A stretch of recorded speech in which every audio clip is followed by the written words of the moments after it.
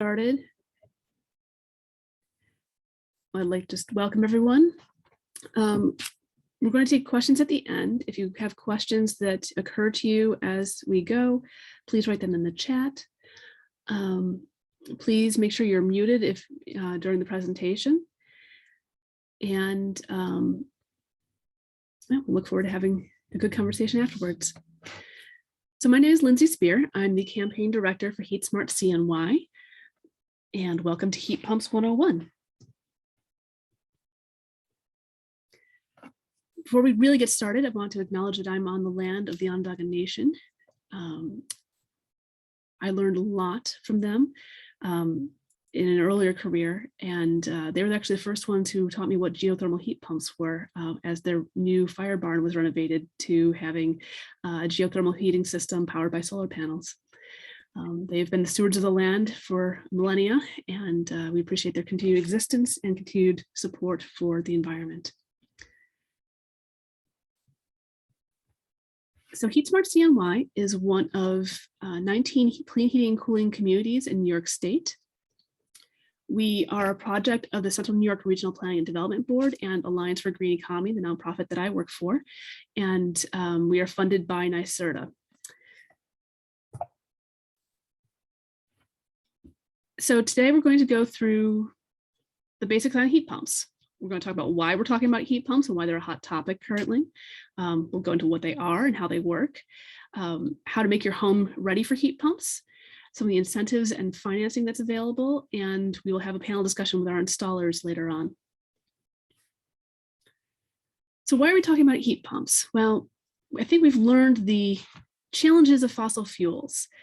This winter, particularly, people have noted how expensive fossil fuels are. They are subject to price spikes in a way that electric is less subject. There's also, the emissions, both from pollutants. We've seen the impacts of fossil fuels on breathing, and there's increasing studies coming out that show even natural gas, which we are taught to believe is clean, is actually contributing to asthma in the home. And then we're also, the other key piece is climate change. And that's one of the reasons why it's a really hot topic right now. If people caught the IPCC report that came out at the end of March, we are really running out of time. And the longer we wait to address climate change and address our emissions, the more drastic the changes have to be. The IPCC is estimating that we need to basically eliminate our use of fossil fuels by 2050. And that's a big ask to do, but it is possible. And heat pumps are a key piece of that. In New York State, transportation and buildings are pretty close in terms of their contributions to our greenhouse gas emissions. And so the building sector is what we're trying to address with heat pumps. New York State, thankfully, has one of the strongest laws in the nation to help us get to a society where we can actually address climate change. They are committed to doing 70% renewables by 2030 and a zero emission electric sector by 2040. Shorter term goals are 9,000 megawatts of wind energy by 2035, 6,000 megawatts of solar energy by 2025, and 185 trillion British thermal units of reduction of energy use in homes by 2025. And that's the piece that these HeatSmart campaigns is really trying to help make happen.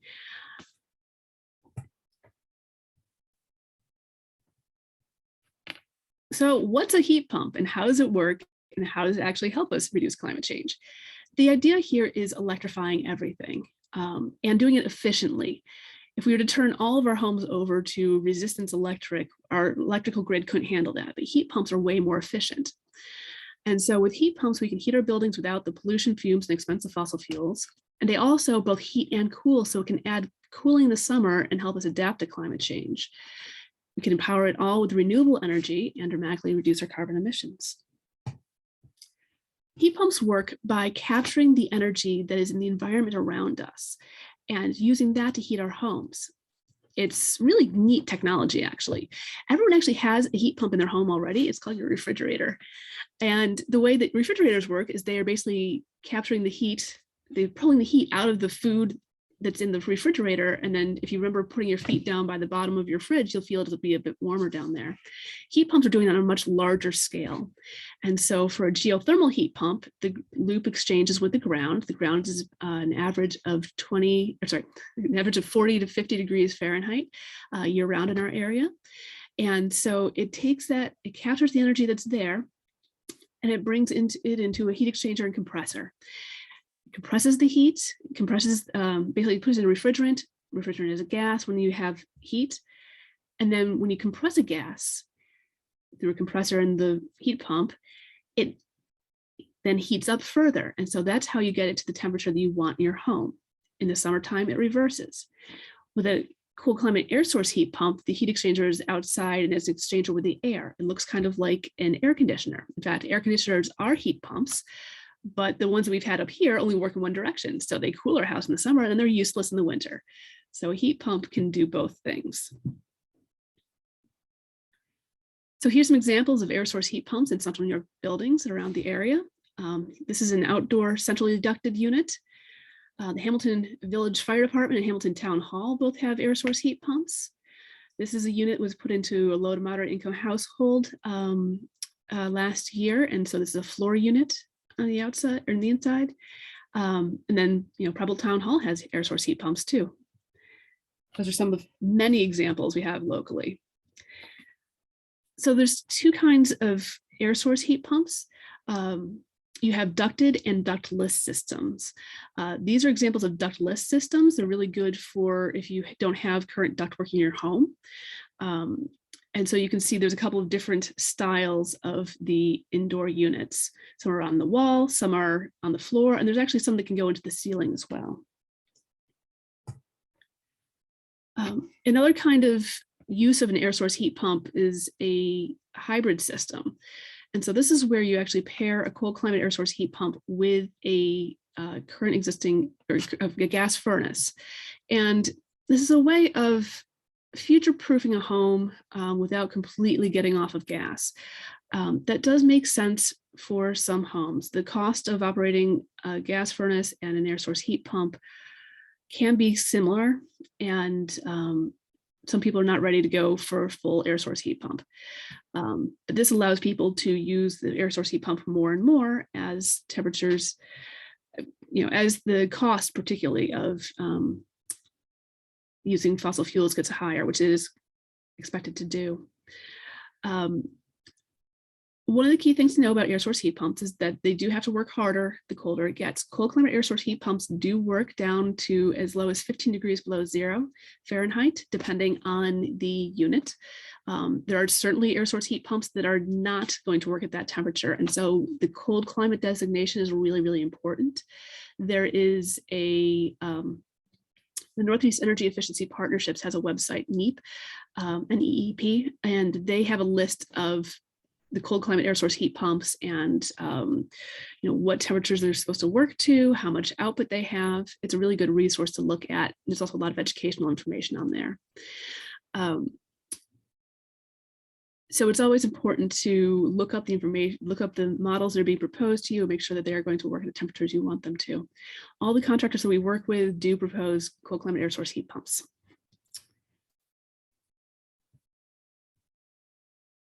A ground source heat pump, like I said, uses the ground as the exchange. So here's some examples. You can have both vertical loops where you're drilling down to up to 499 feet. And the reason for that is at 500 feet, you have to start getting permits from the Department of Environmental Conservation. So all the drillers go to 499. They might do multiple wells if the house is very large. There's options there. Or you can do a horizontal loop field. You can see it takes a lot of land to do that. And some places in rural areas, it makes more sense. It often can go in faster if you do a horizontal system. There's lots of people with backhoes. There are not a lot of geothermal drillers. And so you often have to wait in line for the geothermal drillers. This is what an indoor unit looks like. As you can see, it looks kind of like, your furnace, maybe a little bit larger. It goes into the ductwork. There are also, if you have a hydronic system in your house, if you have, underfloor radiant heat, for example, there are water to water heat, geothermal heat pumps that can then connect to that system. The thing to know with that is that they operate at a lower temperature than, say, the boilers that a lot of the older houses have. So instead of 180 degree water, they put out 120 degree water, up to 140. It's great if you have underfloor radiant heat or add more distribution. We've definitely did a couple of open houses with homes that had been on radiant baseboard heat from boiler systems. And they would do things like staple up radiant heat on underneath their floors to add some additional capacity or additional runs of the radiant surfaces. And that makes a difference. It increases the temperature that you can get out of the system. Here's some examples of homes in central New York. You know what? I'm just going to pause for 1 second here. I actually think I might be running. I had two presentations open. I think this is a shortened one. I'm sorry. Give me 1 second.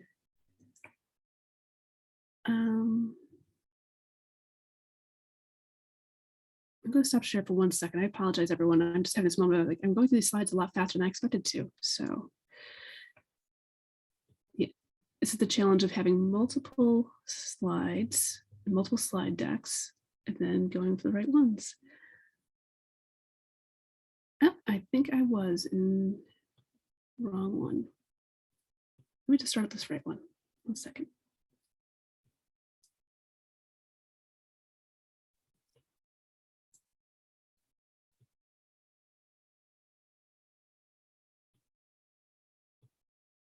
Okay. No. Okay. No, I did the right one. I'm sorry, I just panicked a little bit. Okay. Town Hall. Okay, so here's some examples of homes in central New York that are basically net zero. And by net zero, we mean that they are producing as much energy as they actually use. They are covering their water heating, they're covering their home heating, they're covering their electrical use with the solar panels that they've put on their property. And that's one of the great things about heat pumps is that you can power it with solar, you can power it with wind energy off the grid. In upstate New York, we actually have one of the cleanest grids in the country. Only about 10% of our electricity comes from fossil fuels currently. 50% of that comes from hydroelectric, which is very exciting. And about 10% from wind and from solar. That is increasing all the time. So upstate New York is a great place to do heat pumps for your heating because the emissions from it are very little, even if you're connected to the grid. And then, of course, if you do solar panels in your home, then you have zero emissions. So, yep, these are all examples in the area. We did tours at most of these homes. And so you can find case studies for these on our website at heatsmartcny.org. This is an example of one of the homes. This is a house in Jamesville, New York. It's over 200 years old. The original heating system in this house was wood. It had a massive, massive masonry central stove. And over the years, it was adapted to have an oil heating system and then propane. The current homeowner moved in quite some time ago. And one of the things that they did was they went back to wood heating because they didn't want to be using the fossil fuels. And so they basically did wood heating. When her husband passed away a few years ago, it became increasingly difficult for the homeowner to heat with the wood. It was a lot of work. They had a large wood lot on their property, so it was free wood for them, but she was getting on in years and was realizing that she would not be able to keep up with that all the time. And we've had a lot of people through the HeatSmart program in a similar situation where they're going off of wood or something else that is takes labor and future-proofing their homes for when they might not be able to do all that work. And so with this geothermal system, it was a 4-ton system, came in at about $36,571. At the time, there's a NYSERDA rebate. There's now that was replaced by the utility rebates, and I'll go into those in a little bit. And so you had the contract cost of about $31,000. And at the time, there's a 30% federal tax credit, so that got knocked off. And then there was a small national grid rebate at the time. So the cost to the homeowner was $20,000 roughly. The federal tax credit is now down to 26%. And I'll go into the various incentives now as they exist soon. The key to know is the key piece here is that the original upfront cost of geothermal systems can seem very large, but there's a lot of incentives available to help defray that cost. Some other things that had to be done to the house, they had to upgrade the electric service. And that is common in a lot of our older homes where we have panels that are, less than 100 amps. So the wiring might need to be upgraded, things like that. And she also did some insulation, air sealing work, making sure that the insulation was improved in the house. And I will go into the importance of that in a little bit as well. Some ductwork modifications, and of course, they put in a solar system as well. Some other examples of large buildings in the area that have geothermal systems. The town of Hamilton Highway Department is powering half of their highway department building with geothermal system, their indoor shop and their offices. They have the Food Bank of Central New York, their big warehouse is geothermally heated and cooled. Marcellus Library. Downtown Syracuse, the Pike Block was renovated, and they actually put the geothermal wells through the sidewalk. Just to go to show you don't need a ton of room to do geothermal wells. You just have to have enough. And the Shinneman Science Center up at SUNY Oswego is a massive building, all geothermally heated and cooled. This is a Manly's home. They did a major renovation of the home. It was originally built in like the 1960s and 1966, 2,000 square feet. They ended up doing 2 wells. And you can see some of this is the drilling rig there, just to give you a sense of what that looks like coming in. And some of the after the effects of having drilled the wells. It does do a number on your yard for a little while, but the grass does grow back. And once it's in, you can't really tell it's there. Their system was at basically a 7-ton system. It was a 5-ton Geostar Sycamore, which is really high end for the heating and cooling of the house. And then there was a 2-ton system for the hot water. And so that's one of the reasons why the initial cost was so high. They used the NYSERDA incentive there. And so that knocked off a chunk of money. They're the federal tax credit also. And then for solar power, they also put in a fair amount as well. So you get a sense of some of the costs. It can be large, but again, there's pretty big incentives. There's also really good financing available. And to give you a sense of the energy, so this is where heat pumps really shine. So for geothermal heat pumps, it is the most efficient way of heating and cooling a building. You can tell here, so this is actually looking at the actual cost. The entire cost of heating and cooling for the year that we're looking at was only $540. You can see, there's a small summer peak and there's a little bit larger winter peak with the energy use. But they were only using about 600 kilowatt hours in January to heat their house. A lot of homes that are on oil or propane make a lot of sense to switch over to geothermal or cold climate air source heat pumps because there will be cost savings. Also, if you're heating with just straight electric. Here's some other examples. So before they were heating with gas, and so they're using about 900 therms of gas a year, coming to about $995. Afterwards, so their electric use went up to about 3,400 kilowatt hours for the year for heating alone. That comes to about $340. And then the really profound thing to look at is the difference between the emissions. So before they were basically emitting 4.7 tons carbon dioxide equivalents every year. And now they're down to just half a ton. And that's only because they do have solar. They don't have as much solar as they could need to cover the entire electric use of their house.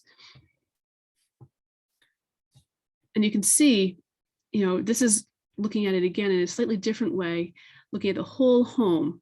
So you can see their energy use before is actually quite high, actually, their original electric use and gas use. The geothermal, it dropped quite a bit. And then when you look at how much it reduced with solar, it's 85% reduction in their carbon dioxide emissions. And a significant reduction in their costs as well. So for water heating, a lot of us have gas furnaces or gas water heaters, propane water heaters. Electric water heaters are really common and cheap to install. There's also heat pump water heaters, which are 2.5 times more efficient than a straight electric water heater. And a gas water heater as well. Gas water heaters are only at best 96% efficient. And so the heat pump water heater basically does the same thing with the air source heat pump, only it's basically this little piece up here is the heat exchanger. And so it's drawing on the air around it to basically suck the heat out and use it to heat the water. It does result in some temperature decrease in the area around it. So we encourage people, if you're going to do a heat pump water heater, make sure you have an unfinished basement. If you have this in a small closet someplace, it doesn't work as well. If you have it in an area where you're right next to a living space, you will notice the temperature decrease. In an unfinished basement, we're not hanging out in the basement as much. And it does provide some dehumidification as well as it's pulling that air. So again, this is 2.5 times more efficient. So it's 250% efficient is what it is, because you're, again, not just burning the electricity or burning the gas or propane, you are capturing the energy that's existing in the environment around you. So here's sort of a rundown comparison between geothermal and air source heat pumps. Air source heat pumps, also in that 250% efficiency range. Geothermal heat pumps are 400% efficient or more, very efficient. Can they use the existing heat distribution system? Ductless mini splits don't use any different, they basically their own distribution system themselves, so you don't have to worry about what you had previously. A lot of our central New York homes are pieced together with 2 or 3 different heating systems trying to make it work. So this can replace all of that. Geothermal systems do require a distribution system. It can be either an existing water-based system or forced air. Air conditioning, air source heat pumps always have air conditioning as part of them. Geothermal heat pumps also do air conditioning, but it's not automatic if you are doing a hydronic system, because you don't want to be having cold water going through, say, your floor. What happens in our humid conditions? Well, the moisture condenses on cold surfaces. There are ways of designing a geothermal system that basically will use heads that look like cold climate air source heat pumps on the inside that will provide the air exchange with your living space to do the air cooling. With cold climate air source heat pumps, each head can be its own zone for zoning. If you have a ducted system, then it's an additional feature. Same with geothermal. The average lifespan of air source heat pumps is comparable with what modern furnaces are. They rated for about 15 years. Many of us know that we've pushed our furnaces much longer than 15 years. With geothermal systems, they're rated for 25 years because the equipment is all in the basement. It's not exposed to the elements. And the ground loop, that's pretty much a one-time investment. They're saying that the ground loops are warrantied up for 50 years. We've run into ground loops that have lasted longer than that. Geothermal is not a new technology. It's been around for quite some time. It's now catching on finally. Air source heat pumps, they can be impacted by deep snow or blowing snow. One of the things to think about when you talk to an installer is, where does the snow accumulate around your property? You want to do the heat pump in a place that is not where you have less snow accumulation. You also want to have it somewhat shaded from the wind. If you have a lot of wind in your area, and I'm talking about really strong winds, like up on the hills of Pompey, for example. It can affect the use of the heat pump in the winter. So it'd be better if it's on a less windy part of the house. A geothermal heat pump system is very little impact by the weather. Disturbance of the grounds, it's minimal for the air source heat pumps. It is extensive for geothermal heat pumps. But again, once they're in, you don't know that they're there. And the average cost we're seeing for the installation is around $20,000 for air source heat pumps and around $40,000 or more for geothermal heat pumps. And this kind of gives you a comparison between different kinds of heating fuels and the cost, and then the carbon dioxide emissions. So unfortunately, we don't have air source heat pumps on here. The guy who put it together for us is very much a geothermal proponent. Air source heat pumps would be somewhere in this line, very similar to the geothermal. The variation in geothermal is the variation in electric prices. You can see it's the most efficient and most inexpensive form of heating. The red here is oil prices, and this is starting back in 2002. So you can really see the fluctuation over the last couple of decades. And we are back up very high right now. This only went through July of last year. The dotted line is propane costs. And then the blue line is gas costs. So you can get a sense of how they relate to each other. And here you can see, oil is the most emissions, propane less than that, natural gas less than that, and then geothermal heat pumps if you're connected to the grid, and then geothermal heat pumps if you are providing all of your solar energy. So making your home heat pump ready. And so this is the key piece where if you've gotten this far in the presentation, like, oh my God, I can't afford a heat pump right now. Well, there's things you can do to make your home more energy efficient. And if you are thinking about a heat pump, there are things you can do to make your home more energy efficient. And that's important. You do want to have a relatively tight home for the heat pumps to work most efficiently, particularly with air source heat pumps. Do not put in air source heat pumps if your house is really drafty. They will struggle to keep up. If your house is really nice and well insulated, then they will absolutely cover your entire heating load. Key places to look at for improving your home performance. When we're talking about home performance, we're talking about the insulation, we're talking about the air sealing, we're talking about how well your house works. Your house is a system. And so the heating system is part of that. So is other combustion appliances, the stove, things like that. But we really want to look at right here, how well insulated is the house. Residential to code, residential insulation values are supposed to be R49 in the attic now. Most of our homes that were built, before 1980, we've got maybe R20 in the attic. Less than that if it's a very old home and hasn't had any insulation updated. And you want to look at the penetrations through the ceilings and where there's places for the air to leak out. Recessed lights, attic hatches, long chimneys, those are places where the air will come up through our house and into the attic and then escape. There's also what they call the rim joists, and this is down here, the space between the first floor and your foundation. In a lot of the old homes, there's basically just wood there. It's like one layer of wood between the outside and the inside. And that's a place where a lot of air comes into the house. And you basically have the air come in here, and then as warm air rises, it goes up through the house. It's called the stack effect. So you have basically the warm air being pulled out of your house through the top. Dick Kornbluth, who is part of our campaign and is a retired home energy performance contractor and now advises people.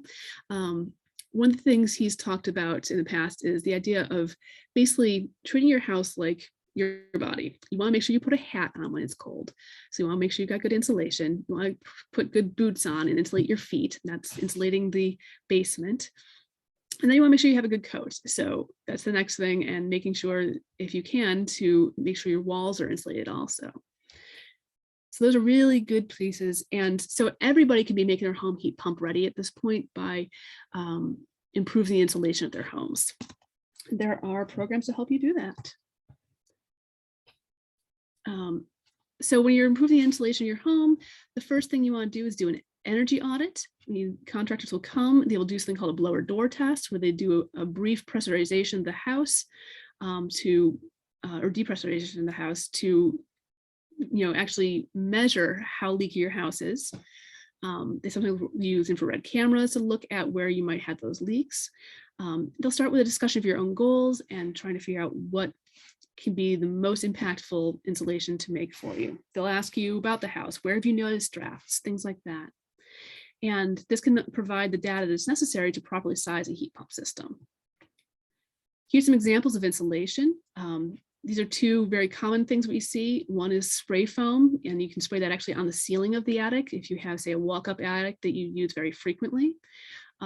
If you have an attic that you don't really use, just blown in or cellulose that's layered deep can be a very good insulation as well.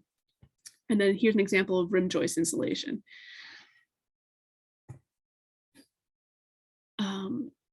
So I want people to take a look at this slide.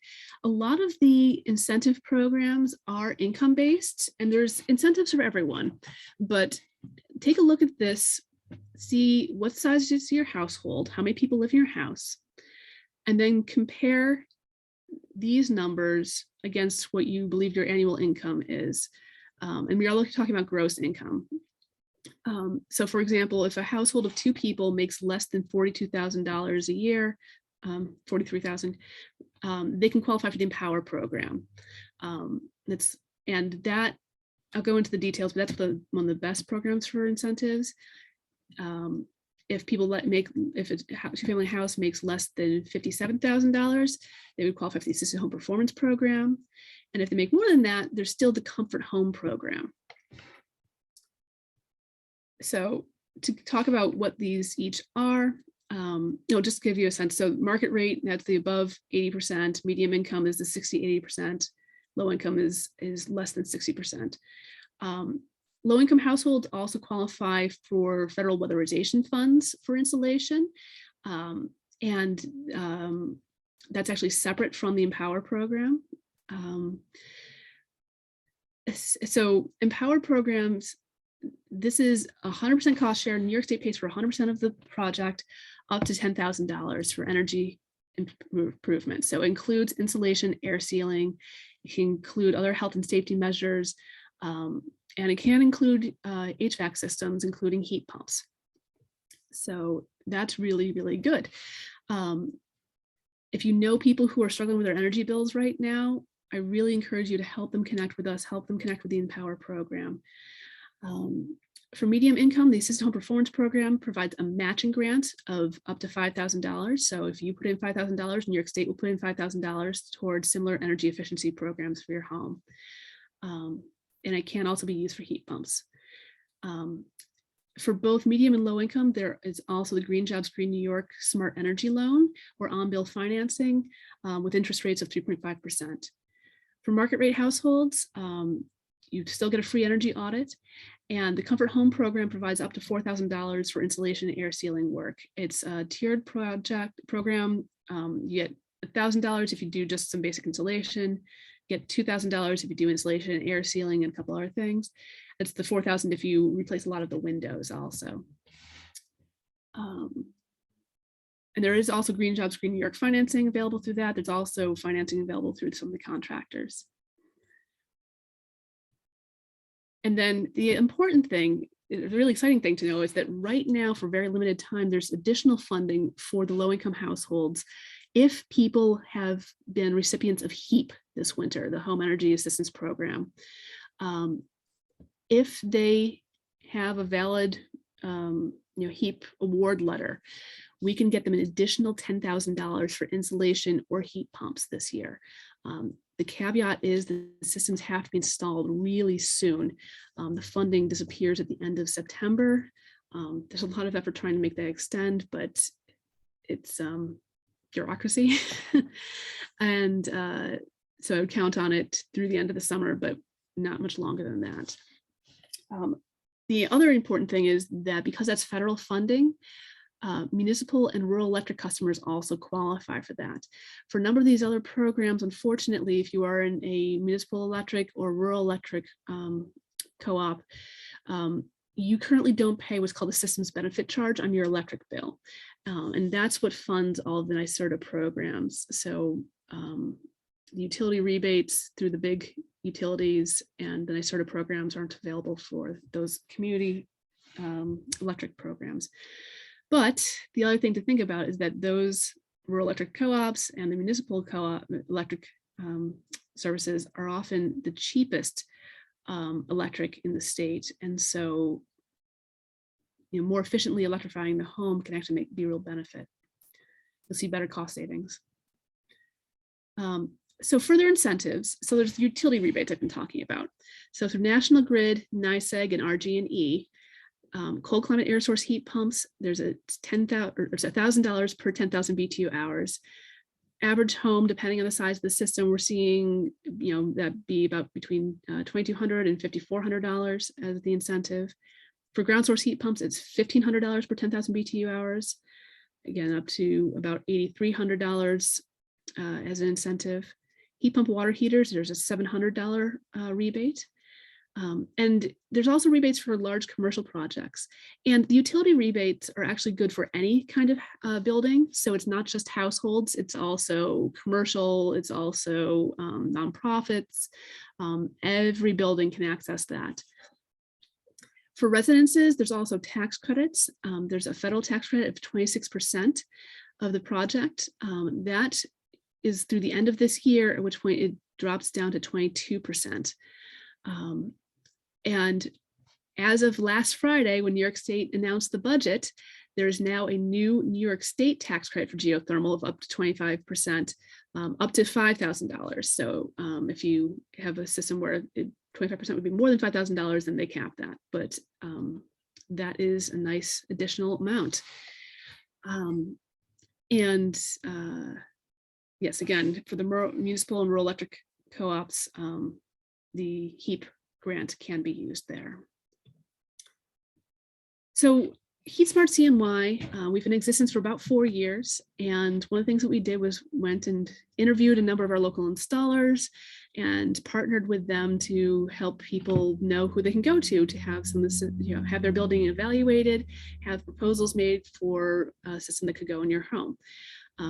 So we work with 5 installers locally, ACES Energy, which focuses on heat pumps, and they will do heat pump water heaters also. Breathe Easy of Central New York, they will partner with Zero Draft, which is another local company, on insulation air sealing measures. They do air source heat pumps, heat pump water heaters, and they also do the dual fuel systems. Halco and Snug Planet are combined together, and they do everything. MP Environmental does geothermal air source heat pumps, heat pump water heaters. They also have a local partner that they will do the home performance and insulation air sealing with. And Simply Installs focuses on the air source heat pumps and heat pump water heaters.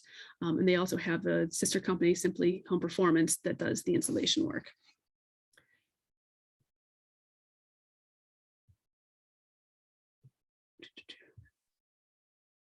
And so here's just some examples of what people are installing through the HeatSmart CNY campaign.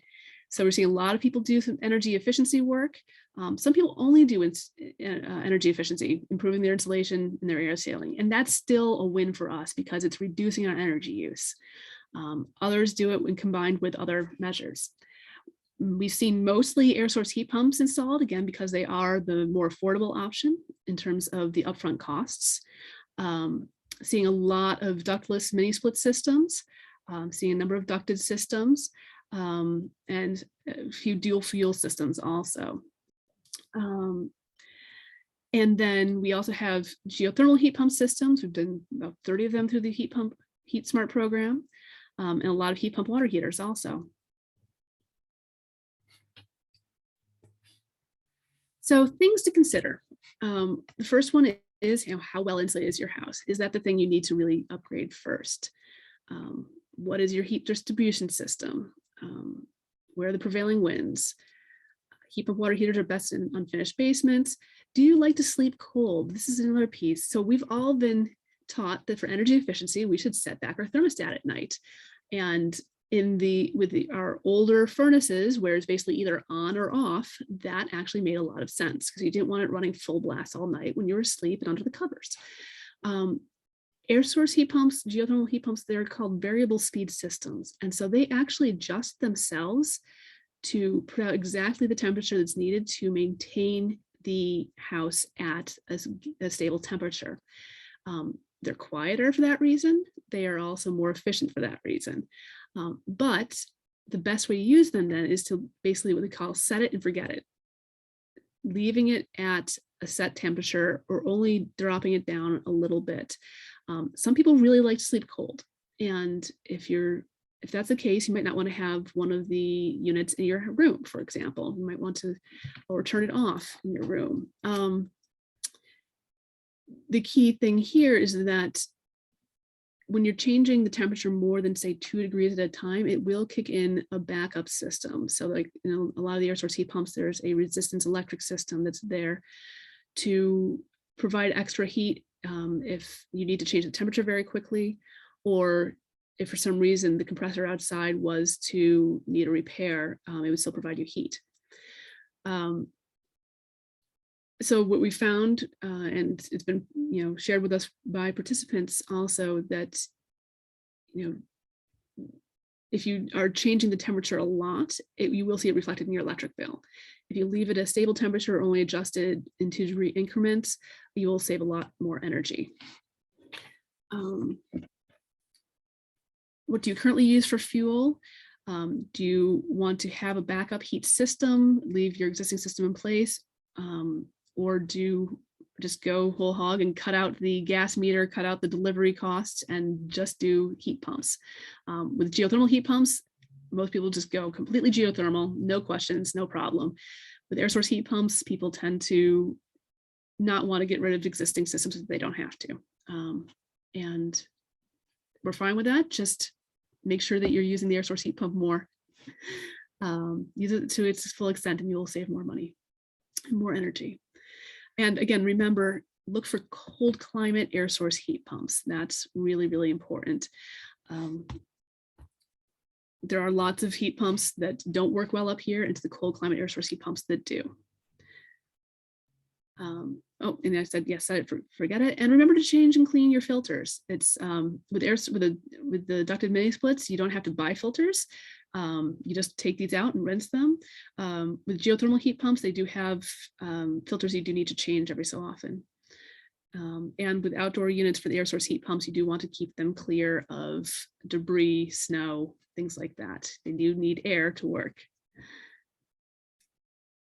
All right, and that's my contact information. So this is a really quick overview, Heat Pumps 101.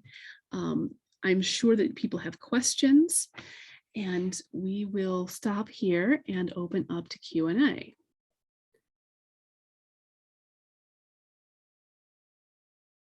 And I was hoping our installers would join us by now, but a number of them are at a conference. So we might be short on the installer Q&A today, but I've learned quite a bit from people over the years, and so I'm happy to fill in for them right now. So I see a little bit in the chat. Let's see here.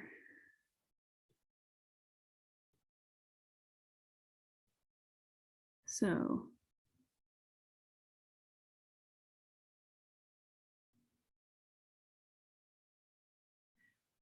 okay, so good practices for vetting installers is one of the questions. It's looking at reviews online is always a great way of doing it too. We've gone through the process of again vetting the installers that we're working with. Some of them have different styles, so feel free to get quotes from multiple installers. Look at what's being proposed. You can have us review quotes if you would like, so we can give you a sense of what's being proposed, how that compares in terms of the technologies. The one of the things to make sure you're looking at is, are they a New York State clean heat contractor? There's a lot of HVAC contractors out there, a number of whom do heat pumps. The ones that are New York State clean heat contractors are the only ones that can do the rebates, and they do go through a significant QA/QC process. So they will have systems actually inspected and reviewed, and will get dinged if they are not doing things up to good status.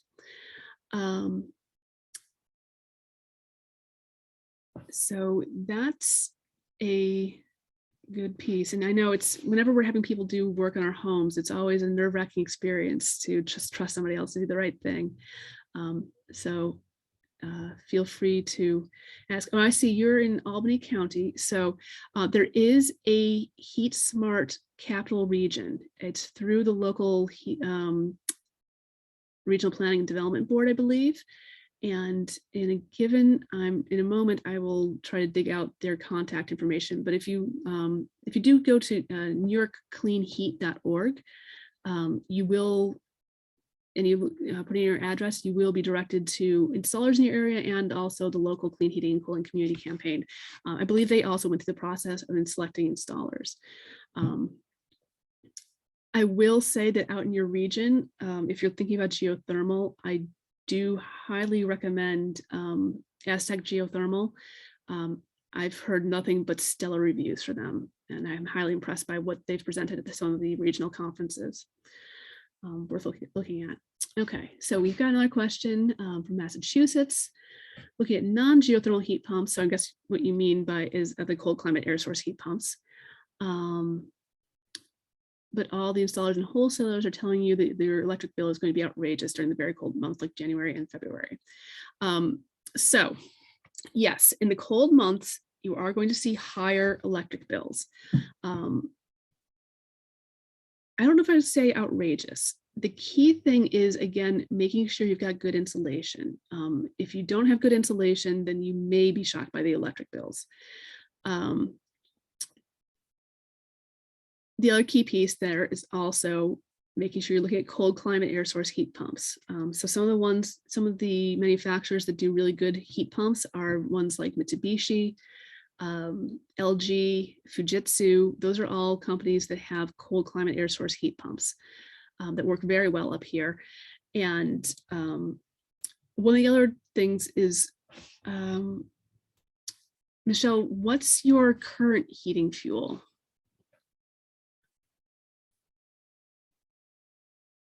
If you want to unmute, you can.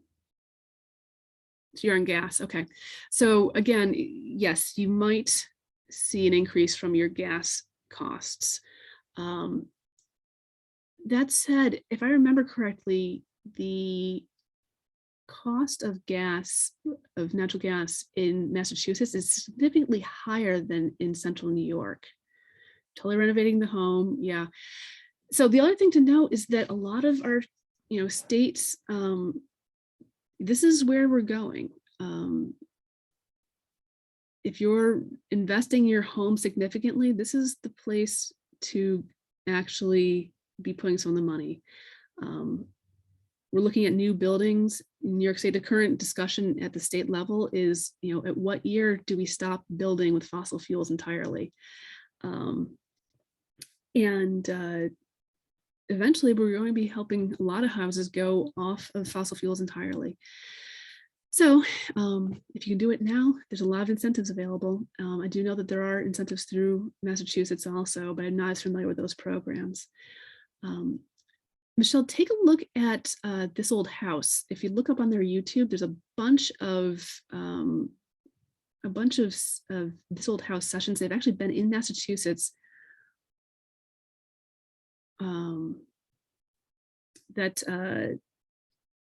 They're doing a lot of heat pumps in their conversions now.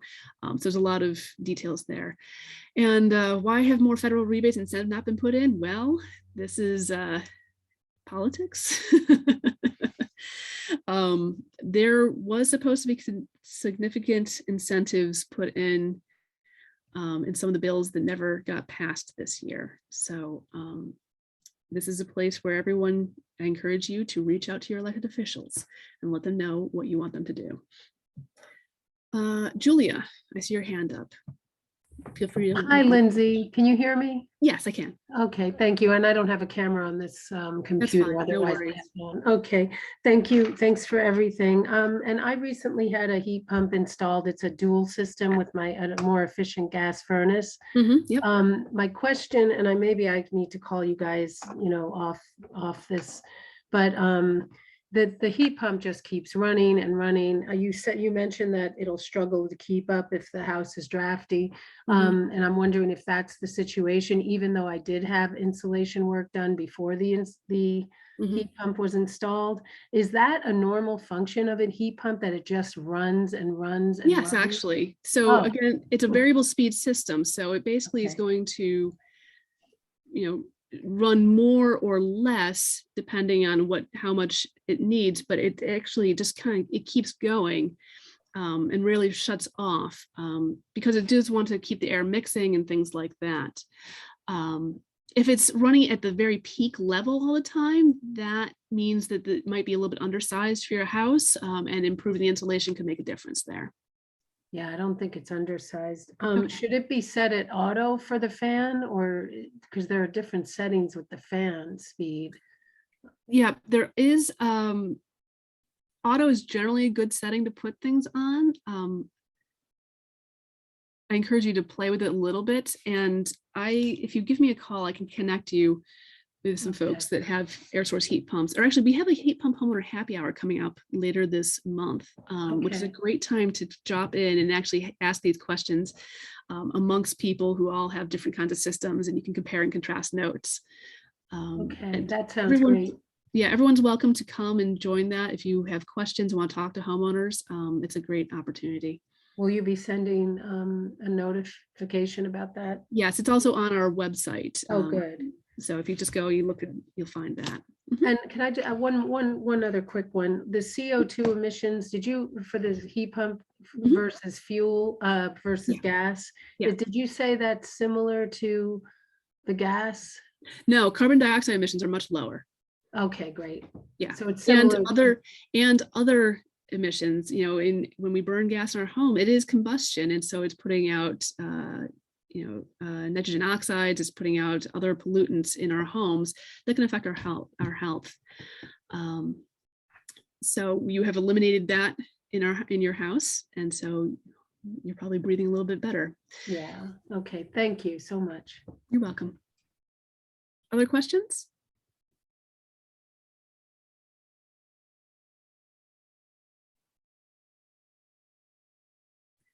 I don't know who this is with the squirrel, but feel free to unmute and ask. Hey, my name's Peter King. Oh, hi, Peter. How you doing, Lindsay? Basically, I know somebody who had an heat pump 20 years ago in Maryland, and they said they were disappointed then, and I thought maybe they've improved since then. Did you know if there's been dramatic? Oh yes. Again, there's different heat pumps. So when I started doing this work, my folks had recently moved to North Carolina. Their house in North Carolina is heated and cooled with an air source heat pump. It doesn't get very cold in North Carolina, so it kind of starts getting cranky if it drops below zero down there, or drops below freezing rather. It's not a cold climate air source heat pump. In the last 10 years, the engineering has improved dramatically on air source heat pumps, and that's why you're seeing them being installed all across the Northeast United States, in Canada, in Norway actually has a huge proportion of, and Sweden have huge proportions of houses with cold climate air source heat pumps, if you believe it. And so basically the technology to handle our climate has really developed over the past 10 years. Thank you. Yeah, that's interesting.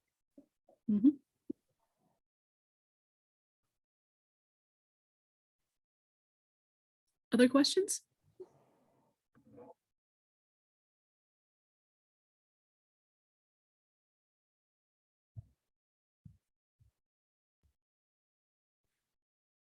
Well, we have some other upcoming events I really want to encourage people to come to. We have a similar presentation to this, or tell your friends about it also. We have some in-person presentations that we're doing. One's going to be in Owasco. It's going to be one in Casanova and one in Pompey coming up, and I'll have Allison drop the information on those in the chat. And we're also doing an open house on the 30th of April out in Erieville. It's a geothermal heat pump system, new build. So the house was designed around it. But it's a great opportunity to see a geothermal heat pump system in action and get to feel how it works, things like that. So I invite you to that. Again, the Heat Pump Owner Happy Hour. And if there's people, if you are really into the technology and really want to know all the details about heat pumps, or you have people who might be interested in getting into the field, there is a conference coming up in Albany called NY Geo. That's on the 27th and 28th of this month. And it is, it's where I've learned most of what I know about heat pumps over the last few years. They've got great trainings. They've got a heat pump 101. They got a heat pump 201. They've got trainings for installers themselves. And so it's not a cheap conference, but I love it dearly and encourage people to come. The other thing I want to draw people's attention to is that there's also the Climate Action Council. New York's Climate Action Council has put out their draft scoping plan, and we have our public hearing on that on the 26th of April at SUNY ESF from 4 to 7 p.m. And I really encourage everyone, if you are caring about climate change, to please come. They're getting a lot of pushback from the fossil fuel industry, and they really need the support of New York residents to support taking dramatic action on climate change. So that's the upcoming events. Feel free to reach out to me if you have more questions. You can reach me at our hotline, 315-313-5050. And there's a lot of information on our website. And if you want to sign up with an installer and haven't done so yet, you can enroll at heatsmartcny./enroll. I'll put that in the chat. So thanks everyone for coming, and have a good evening.